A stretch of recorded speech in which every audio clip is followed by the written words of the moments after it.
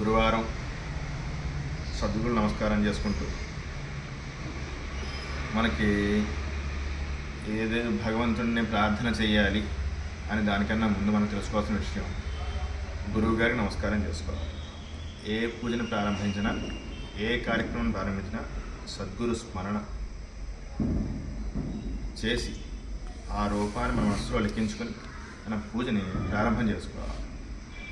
సద్గురు అంటే ఎవరు, ఎలా వస్తారు? శివాయ గురవే నమః, శ్రీ మేధా దక్షిణామూర్తయే నమః, శివస్వరూపం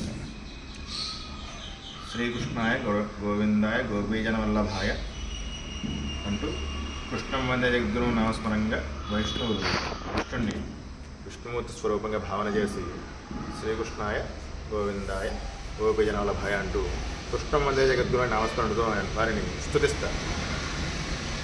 సరే, శైవులు శివుణ్ణి, వైష్ణవులు కృష్ణుడిని, మరి అందరూ దత్తాత్రేయ స్వామి, ఆదిగురు దత్తాత్రేయ స్వామి వారిని స్మరణ చేస్తారు.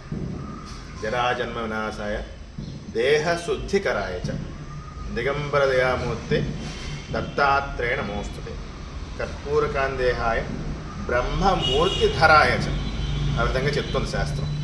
కాబట్టి మీరు భగవంతుని స్మరణ చేసినా చేయకపోయినా, ఎవరైతే నేను చెప్పానో శివస్వరూపంగా, కృష్ణస్వరూపంగా, త్రిగుణాలకి అతీతమైన దత్తాత్రేయ స్వరూపంగా స్వామిని మనస్ఫూర్తిగా స్మరణ చేస్తారో జ్ఞానము ధనము రెండూ ఏకాలంలో కలుగుతాయి.